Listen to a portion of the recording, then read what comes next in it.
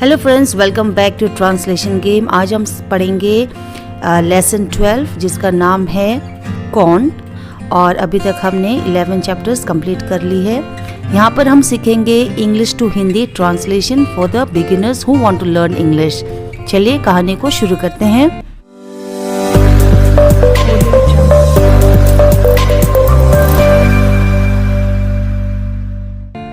When the goat are between me and my dog, I hide behind a tree. यानी जब बकरी मेरे और मेरे कुत्ते के बीच होता है तो मैं पेड़ के पीछे छुप जाता हूँ। Then I shout at my dog. फिर मैं अपने कुत्ते पर चिल्लाता हूँ, Come here, यहाँ आओ। My dog run to me and the goats too. फिर जब मैं अपने कुत्ते पर चिल्लाता हूँ और कहता हूँ कि यहाँ आओ, तो कुत्ता मेरे पास दौड़ के आता है और साथ ही साथ बकरियाँ भी मेरे पास दौड़ के आती है। I wait in my position behind the tree. मैं अपने पोजीशन में यानी जो मेरी स्थिति है, जैसे मैं खड़ा हूँ behind the tree यानी पेड़ के पीछे छिपा हूँ, वैसे ही मैं वहाँ पर रुका रहता हूँ। When one goat runs close to me, I jump and I catch her leg. जब मैं पेड़ के पीछे छिपा होता हूँ तो एक बकरी बहुत तेजी से दौड़ के मेरे पास आता है, तो मैं क्या करता हूँ, मैं उस पे झपट जाता हूँ और मैं उसे पकड़ लेता हूँ। मैं उसके पैर को पकड़ लेता हूँ। I hold her right leg. मैं उसके दाएं पैर को पकड़ लेता हूँ। But then the goat kicks me with her left legs. लेकिन फिर वो बकरी अपने बाएं पैर से मुझे लात मारती है। She kicks me in my nose. वो मेरे नाक में लात मारती है। It is a horrible pain. ये बहुत ही भयानक दर्द है। I can't hold the goat and the goat runs away. दर्द की वजह से मैं बकरी को पकड़ नहीं पाता हूँ और वो बकरी भाग जाती है। We are not successful. हम कामयाब नहीं होते हैं। This is not the best method how to catch a goat. ये एक सही तरीका नहीं है एक बकरी को पकड़ने के लिए। We have to find a better method. हमें एक अच्छा सा उपाय ढूंढना है यानी तरीका ढूंढना है एक बकरी को पकड़ने के लिए। I tell my dog. मैं अपने कुत्ते से कहता हूँ, Let's go home. चलो घर चलते हैं। I need to relax. मुझे आराम करने की जरूरत है। I work on my fence from January to March. मैं जनवरी से मार्च तक अपने फेंस में काम करता हूँ। It takes me a long time because I want to make the fence very strong. इसे बनाने में मुझे काफी समय लगता है क्योंकि मैं चाहता हूँ कि मेरा जो फेंस है वो बहुत ही मजबूत हो। During this time, I find big birds on the island. उसी दौरान मुझे बड़े बड़े पक्षी दिखते हैं। कहाँ पर? द्वीप पर। Their homes aren't in the trees. उनका घर पेड़ों पर नहीं है। They live in holes which are between rocks. वो छेदों में रहते हैं और जो कि दो चट्टानों के बीच में हैं। It is easy to catch them. उन्हें पकड़ना काफी आसान है। Their meat is great. और उन पक्षियों का जो मांस है वो बहुत ही अच्छा है। I can also cook and eat their eggs. मैं उनको भी पका सकता हूँ और साथ ही साथ और उनके अंडों को भी मैं खा सकता हूँ। When I work on my fence, I find a small bag. जब मैं फेंस में काम करता हूँ तो मुझे एक छोटा सा थैला मिलता है। I remember corn in the bag. मुझे याद है उस थैले के अंदर मक्का है। But now I see only some leaves in the bag. लेकिन अब मुझे सिर्फ मक्के के कुछ पत्ते दिखते हैं थैले के अंदर। I take the bag outside my camp. मैं उस थैले को अपने कैंप से बाहर ले जाता हूँ। I empty the bag because I need the bag for gunpowder. मैं उस थैले को खाली कर देता हूँ क्योंकि मुझे उसमें बारूद रखना है.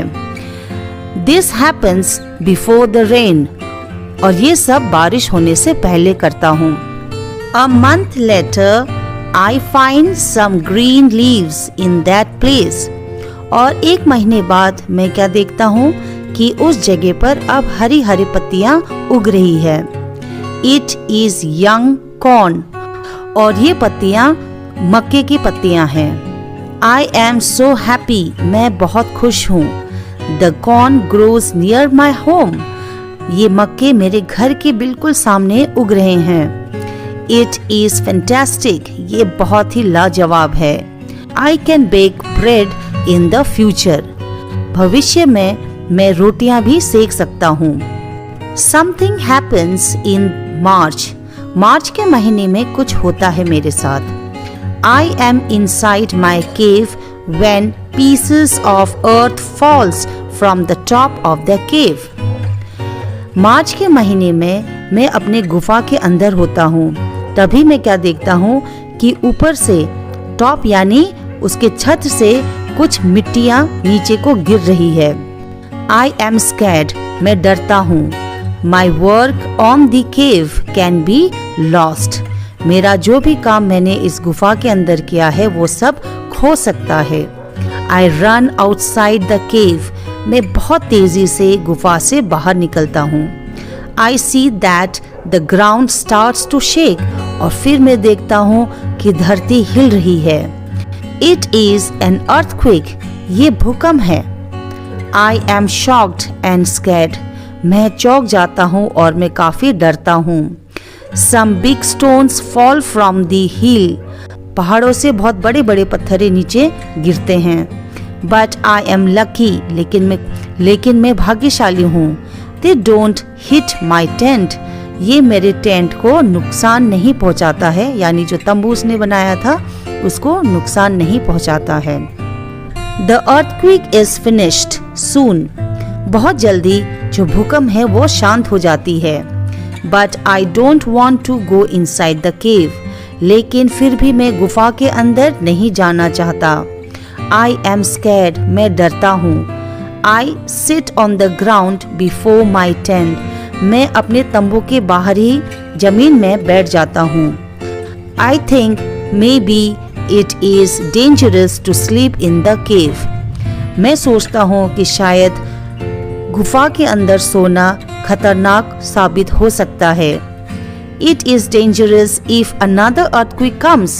वो सोचता है कि अगर मैं सो जाऊं और दोबारा भूकंप आ जाए, अगला भूकंप आ जाए तो फिर मेरा क्या होगा.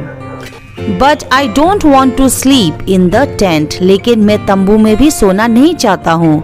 So I decide to make a house. तो फिर मैं सोचता हूँ क्यों ना मैं अपने लिए एक घर बनाऊं. I start to build the house in April. और अप्रैल के महीने में मैं एक घर बनाना शुरू करता हूँ. It takes 3 months to build the house. मुझे उस घर को बनाने में 3 महीने लगे. But I am happy with my new home. लेकिन मैं अपने नए घर से काफी खुश हूँ. I am ill in the last week of July. और जुलाई के लास्ट वीक में यानी आखिरी हफ्ते में मैं बीमार पड़ जाता हूँ. And I have a temperature. मुझे बुखार होता है. I can't get out of the bed. मैं अपने बिस्तर से बाहर नहीं जा सकता हूँ. I am very weak and I can do nothing in this state.